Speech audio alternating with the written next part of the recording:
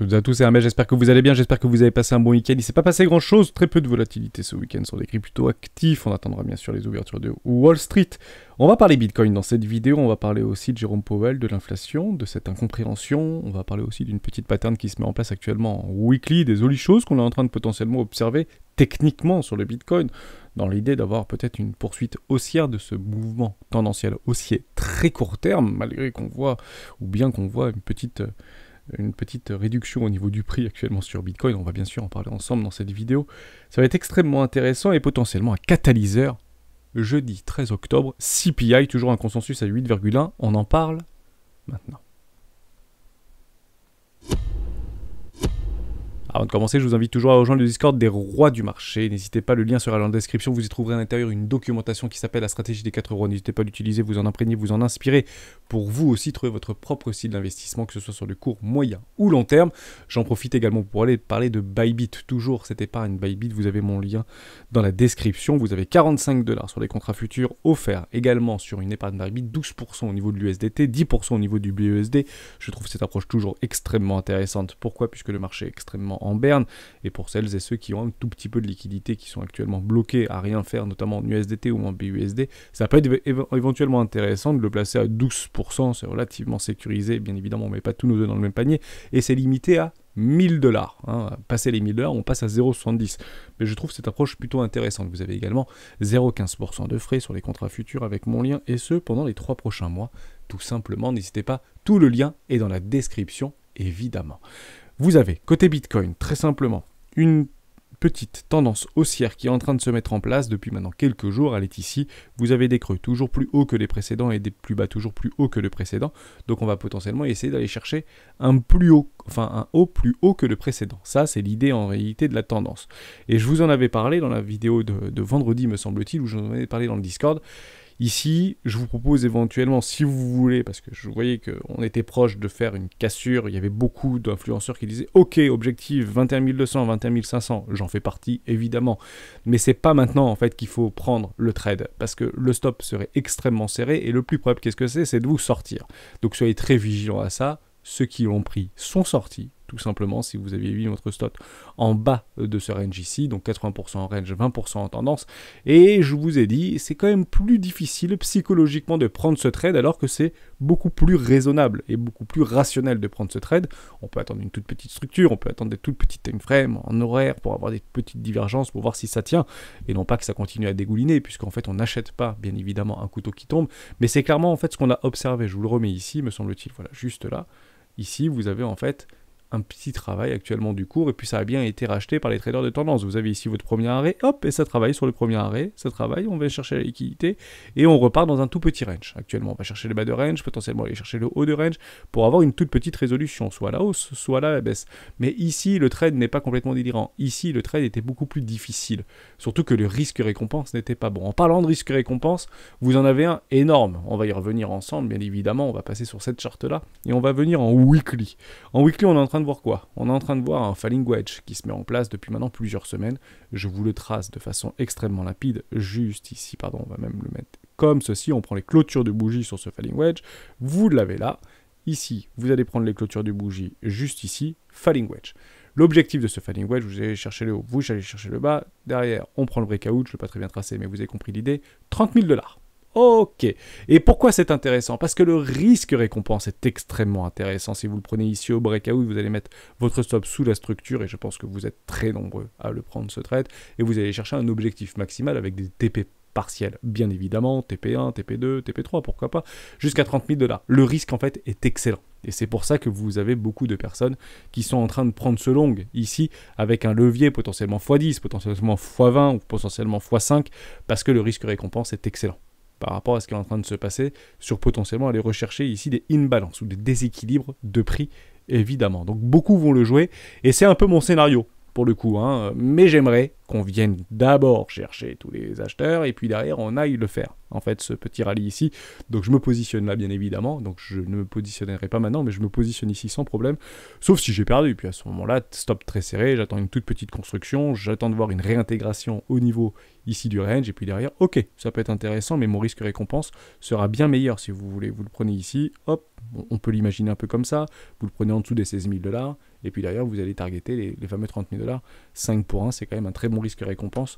J'attendrai plutôt celui-ci, plutôt que de prendre celui-là, évidemment. Voilà pour moi, de mon côté, mais si le marché ne veut pas me donner raison, à ce moment-là, je ne serai pas, je suis tout de même exposé, puis je reprendrai un investissement sur le Bitcoin, sur les 18 000 $. Voilà pour moi. Ça, c'était super important. Vous avez quand même des divergences qui sont en train de se mettre en place, notamment en weekly actuellement sur notre récit, en 21 périodes. C'est des grosses divergences. Donc, on voit qu'en réalité, les acheteurs se mettent en place actuellement sur ce marché, sur ce bas de range, ils défendent les prix et les vendeurs s'essoufflent. On le voit très bien par rapport à notre dynamique interne, notamment par rapport à notre MACD. Ici, je vous le montre depuis très longtemps, mais nous avions bien des structures actuellement sur notre MACD, des magnifiques structures en W weekly. Elles ne sont pas à prendre à la légère. La dernière fois que ça s'est passé, pour le coup, au niveau des divergences comme ça qu'on peut avoir en 21 périodes sur notre ami Bitcoin, c'était juste là, en 2015. Donc beaucoup en fait s'accordent à dire qu'on est peut-être ici actuellement en train de faire 2018 et on attend moins 50%. Je ne dis pas qu'on n'attend pas 50%, je ne dis pas qu'on ne peut pas les faire. Je dis juste qu'il faudra un catalyseur fort pour aller chercher ces moins 50% supplémentaires. La liquidité ne suffit pas, il y en a autant probablement au nord qu'au sud. Actuellement, le marché décidera de là où il veut aller, mais je pense qu'on ira plutôt choper de la liquidité plutôt qu'à lui donner des directionnels s'il n'y a pas de résolution et s'il n'y a pas de directionnel ou de catalyseur fort. Donc on en reparle souvent, mais bombes nucléaires et tout ce que vous voulez qu'on peut avoir sur les marchés financiers. Wall Street donnera la direction. Si Wall Street ne bouge pas mais Bitcoin cède, à ce moment-là c'est purement de la chasse à la liquidité, en tout cas pour moi personnellement. Ça, c'est super important. Donc ici, vous pouvez vous retrouver en 2015. Et ce que je trouve intéressant par rapport à cette fractale de 2015, qu'est-ce que c'est? C'est qu'on vient chercher en fait ces poches de liquidité, ni plus ni moins.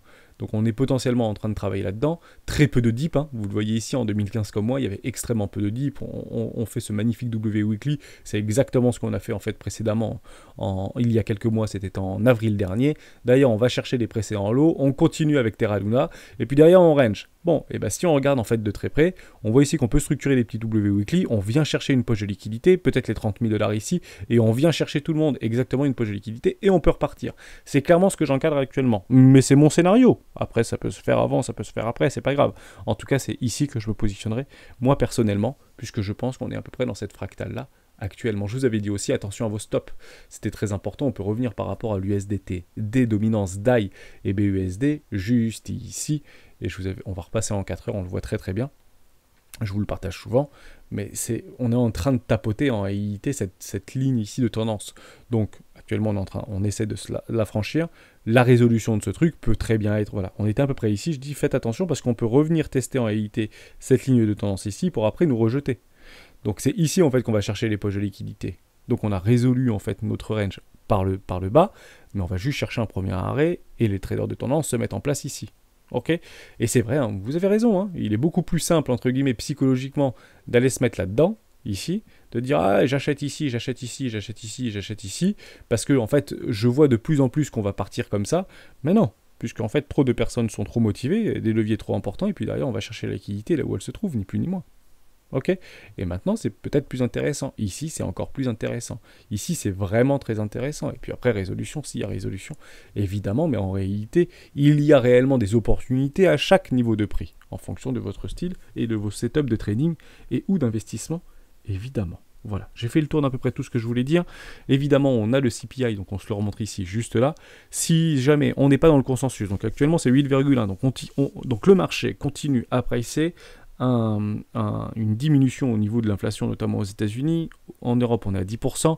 Si jamais c'est pas ça, si jamais on passe au-dessus des 8,3, là, on peut avoir vraiment un catalyseur très fort et on peut continuer à craquer très fort vers le bas. Peut-être que Bitcoin arrivera à tenir ses supports, 18 000 $ ou 17 600 $, mais je pense que le S&P 500 ne le tiendra pas, parce que si on a une augmentation au niveau, du CPI, c'est vraiment pas bon et ça donnera en fait beaucoup plus de crédit à Jérôme Powell pour envoyer, entre guillemets, des taux d'intérêt plus importants. Les 0,75 seront garantis, quasiment, ils sont d'ailleurs déjà pricés, déjà garantis par le marché, et c'est ce qu'on attendait en réalité depuis les début de la semaine. On va revenir sur quelques petites news, pourquoi en fait on a eu cette dégradation au niveau du prix, notamment sur les indices financiers Nasdaq et S&P 500, c'est extrêmement simple à comprendre, et c'est que du bon sens en réalité, mais on le constate, c'est très difficile à jouer, puisque les news on les a à l'instant T, et c'est à la milliseconde qu'il faut réagir, donc c'est extrêmement difficile. Donc vous pouvez jouer des tendances, évidemment, on peut par exemple partir du principe qu'on va jouer une tendance avec une inflation au niveau de la courbe des taux, notamment aux États-Unis. C'est réellement ce qui va se passer. La question c'est quel est le timing? C'est toujours la même chose. On va en reparler juste après, mais je trouve ça intéressant de vous en parler. Donc on pourrait potentiellement avoir malheureusement une dégradation puissante au niveau du Bitcoin et une dégradation également puissante au niveau du S&P 500. Et vous avez des ratios ici qui sont mis en place dans cette boîte de Pandore, 3004 et 3002. Hein, c'est clairement les objectifs. Si l'inflation n'est pas bonne, ça part one shot ici. Hein. Ok. Et la question est de savoir, est-ce que Bitcoin ou pas va être fort? Est-ce que lui, il va tenir ses précédents lots? Tout simplement.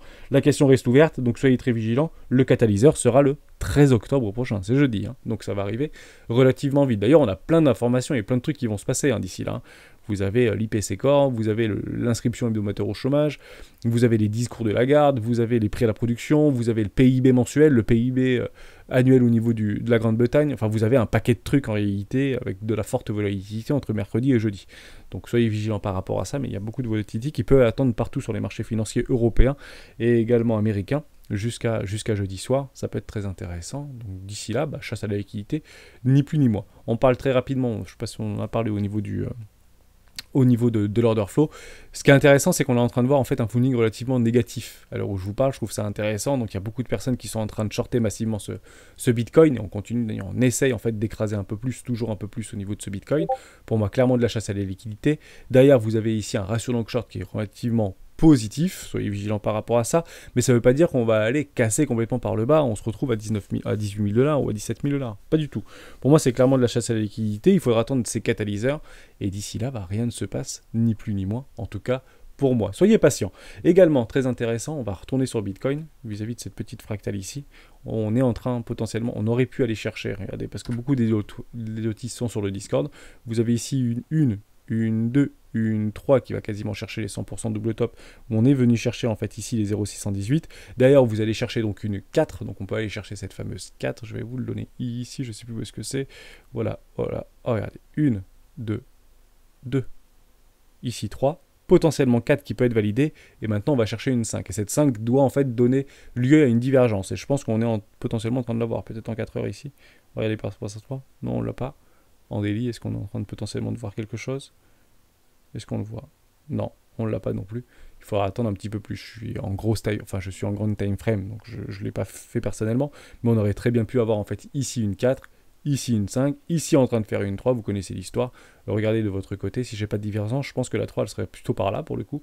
D'ailleurs, on va chercher une 4 sur les 20 000 $, et puis après on peut éventuellement écraser jusqu'à jeudi. Voilà, je suis plutôt dans ce scénario-là, hein. Je ne pense pas qu'on aille directement sur les 18 000 $. Et si on y va, ma foi, j'agirai en fonction de ce que je vois et non pas bien sûr en fonction de ce que je crois, et je serai patient. Pourquoi en réalité on a eu en fait cet effet de panique un petit peu en réalité sur les marchés financiers encore lundi dernier? Bon, vendredi dernier. Il y a deux choses qui sont importantes, c'est ça. La première chose, ça c'était le 23 septembre. En fait, tout est dans les lignes en réalité, hein. C'est clairement du copier-coller de ce qu'ils mettent. Et je suis juste tombé là-dessus, je ne sais plus où est-ce que je l'avais lu. On va le reprendre ici, voilà, Jérôme Powell. Voilà. Jérôme Powell a déclaré, donc c'est copier-coller de la déclaration de Jérôme Powell, qu'il n'y aurait pas de pivot tant que l'inflation ne serait pas sur les niveaux des 2%. C'est fou, hein, les mots sont importants. La Fed s'est finalement montrée plus agressive que ce qu'il avait anticipé le marché mercredi. Powell a ajouté qu'il faudrait une augmentation du chômage pour lutter contre l'inflation. Donc en fait, ce que vous venez de voir là, c'est en fonction des informations qu'on va avoir dans le futur, à ce moment-là, vous aurez potentiellement le directionnel de la Fed. On a explosé au niveau du chômage. Enfin, beaucoup moins de chômeurs en réalité, donc très positif pour le marché américain, et j'en suis très content pour eux, mais pas très positif pour nous. On avait un consensus à 3,7, on a eu 3,5. Donc si pour Jérôme Powell, il faut plus de chômage pour en fait diminuer l'inflation, là, c'est pas bon pour lui. Ça, c'est la première chose. Deuxième chose très intéressante, c'est ceci. En réalité, ce qui s'était passé le 6 octobre, ici, la Fed relèvera ses taux jusqu'à ce que l'inflation soit sur la voie des 2%. Ça, c'est super intéressant. Donc là, on vient d'avoir une information qui catalyse directement le 13. Si on est sur la voie des 2%, en somme, si on diminue au niveau de l'inflation, donc si on continue, entre guillemets, à se dégrader au niveau de l'inflation ici, donc ce qui serait très positif, on veut vraiment une diminution forte, on serait sur la voie de l'inflation pour potentiellement anticiper un pivot. Et ce pivot se passe où? Se passe déjà par rapport au mois de mars, ici, jusqu'à preuve du contraire. On est exactement là. On est en train de pricer ceci. Ni plus ni moins. C'est clairement ce qu'on est en train de pricer. On price ça. Sauf qu'on était à 3,60, ici à 4,50.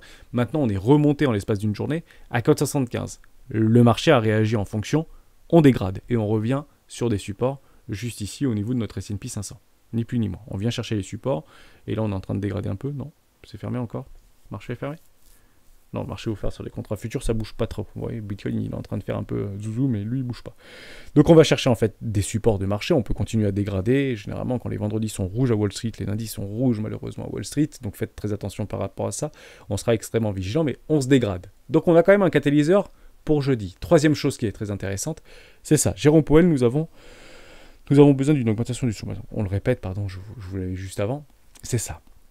Nous comprenons à quel point nous comprenons peu l'inflation, à vous la Fed et Christine Lagarde. Ça, c'était il y a quelques mois, en fait, de cela. C'était en juin dernier. Et au moment où il dit ça, il envoie un gros coup de massue, il augmente de 0,75 points, c'est tout. Bon. Est-ce que vous savez d'où ça vient, en réalité, cette inflation? Vous avez beaucoup d'articles par rapport à ça. L'impression monétaire, l'augmentation des matières premières, l'augmentation du gasoil, la crise en Ukraine, etc. Moi, je vais aller tout petit peu plus loin de ça. Je pense qu'en fait, on est en train de paniquer. Je pense qu'on est dans un environnement avec une incertitude telle, et les plus grands financiers, les plus gros investisseurs n'ont aucune visibilité à 6 mois, voire 1 an. Ils n'en ont pas. Et ça, c'est très loin d'être bon pour le marché. Dès lors, si vous voulez une cassure franche, une résolution à la baisse sévère, le fameux crack ou la purge du siècle, il faudrait un catalyseur énorme. On peut en avoir un, pour le coup de catalyseur énorme, c'est ceci. BNP attaqué, inquiétude sur la plus grande banque française. Crédit Suisse également, qui est en train d'être attaqué de toutes parts. Il essaye éventuellement de faire une recapitalisation, lever 3 milliards d'euros sur les marchés pour pouvoir éventuellement se recapitaliser. Ça peut être un vrai catalyseur. Ça peut être aussi autre chose. Ça peut être une grosse crise de la dette. Le numéro de crédit de la consommation choquant. Tout le monde a utilisé la carte de crédit au maximum alors que l'économie glissait dans la récession. Ça a été partagé par un membre du Discord, donc merci à toi. Et c'est vrai qu'on constate le total des crédits revolving, très utilisé aux États-Unis, donc carte de crédit, n'a jamais été aussi haut en réalité depuis les 6 derniers mois. Incroyable. Donc entre guillemets, tout ce qui avait été remboursé quand vous êtes chez vous, vous consommez pas, ou en tout cas vous consommez peu, la Fed a fait son travail, la Banque Centrale Européenne a fait son travail, le monde entier, l'intégralité des banques centrales mondiales ont fait leur travail pour pouvoir, entre guillemets, mettre en lévitation l'économie mondiale. Donc peu de récession, même s'il y a eu une forte récession, mais très vite rattrapé et très vite consommé. Les Américains, en fait, n'ont jamais été aussi chauds sur la carte de crédit. Et ça peut être un énorme catalyseur en réalité. Ne nous y trompons pas, on peut le retrouver ici. Hop, je vais vous le retraduire si vous le voulez. Et j'aime bien la conclusion de ce truc-là. Donc toujours pareil, c'est des conclusions qu'on peut éventuellement avoir.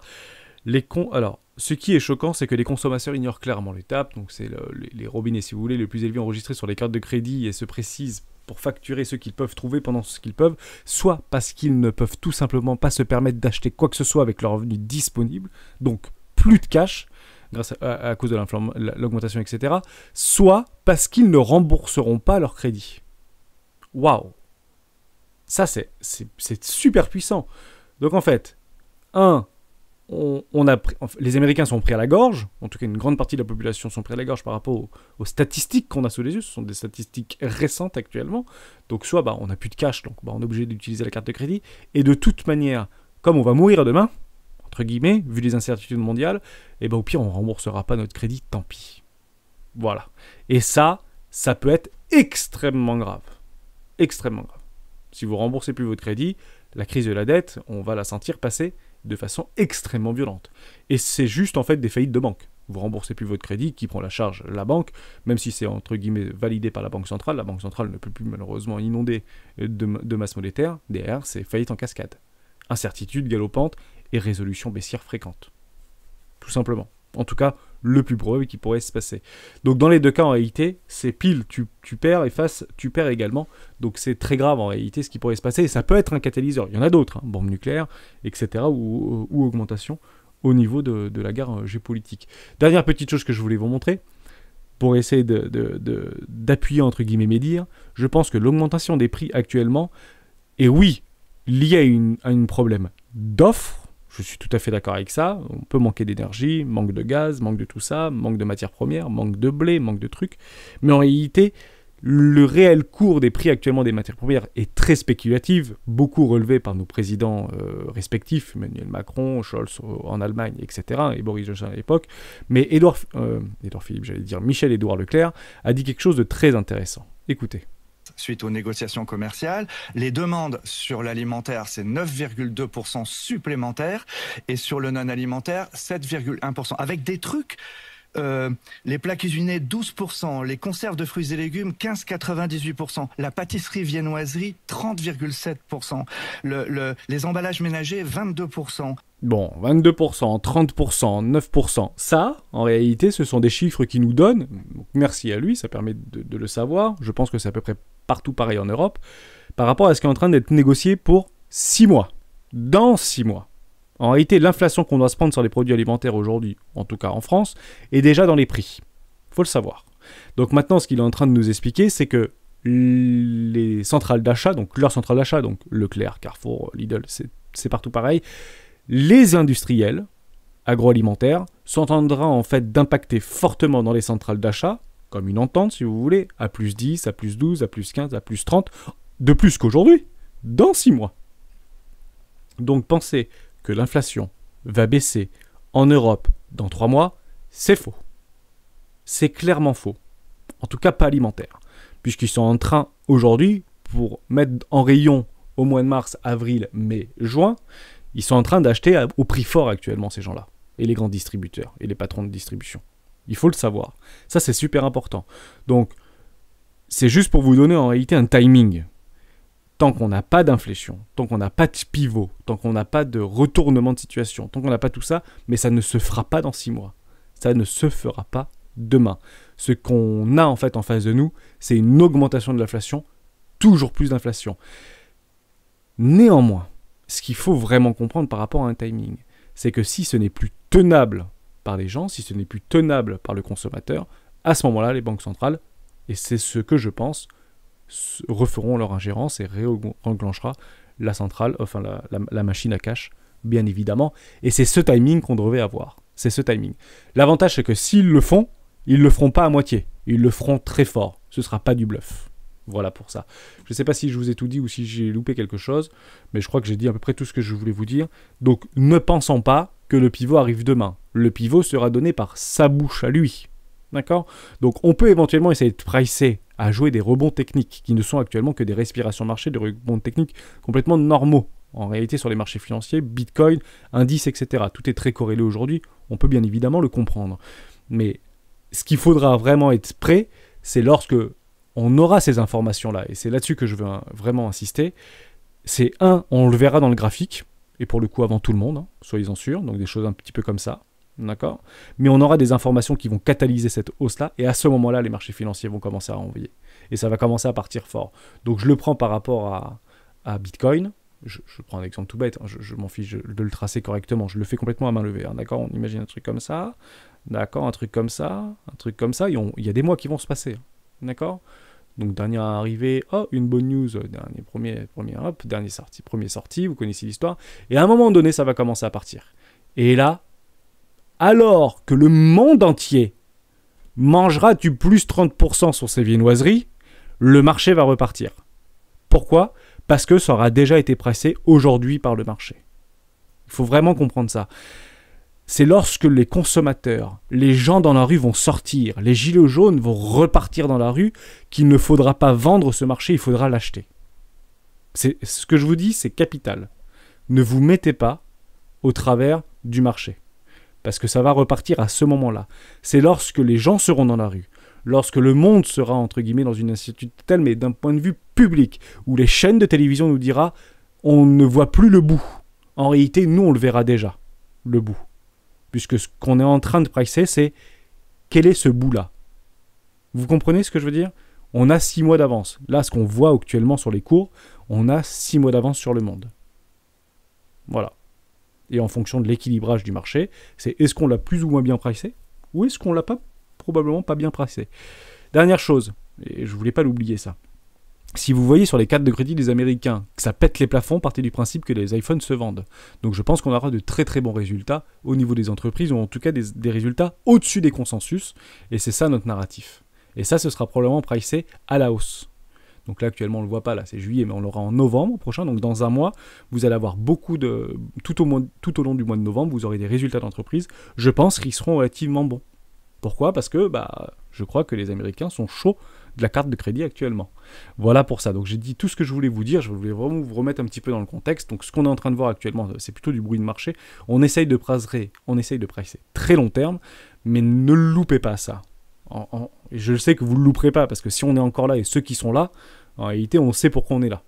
Mais partez du principe que lorsque le marché sera peut-être, je vais dire une bêtise, décembre, peut-être pas décembre, décembre, janvier, je sais pas moi, avril 2023 ou mai 2023, on sera par là, 45 000 $. Le monde entier ne comprendra pas ça. Le monde entier verra ceci. En tout cas, le public. Voilà pour ça. Donc, où achètent ces gens-là? Où achètera le public? Le public achètera quand le prix va baisser. Puisqu'on est à feu et à sang. Parce qu'on a une inflation à 30%. Ou je dis une bêtise, ou sur des produits alimentaires.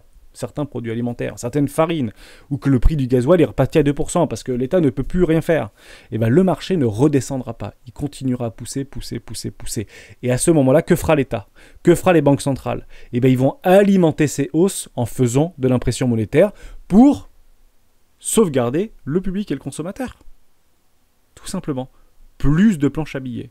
Encore plus et toujours plus de planches à billets. Et on aura notre fameux rallye. Voilà. Donc ce qui se passe ici, c'est très intéressant. Je ne vous le cache pas sur des toutes petites time frames. Mais moi, ce qui m'intéresse, c'est ce qui va se passer ici. Et je pense que ça va se passer comme ceci. Voilà pour ça. Merci à toutes et à tous d'avoir suivi cette vidéo jusqu'au bout. Je vous souhaite une excellente journée. On se retrouve demain dans une prochaine vidéo des rois du Bitcoin.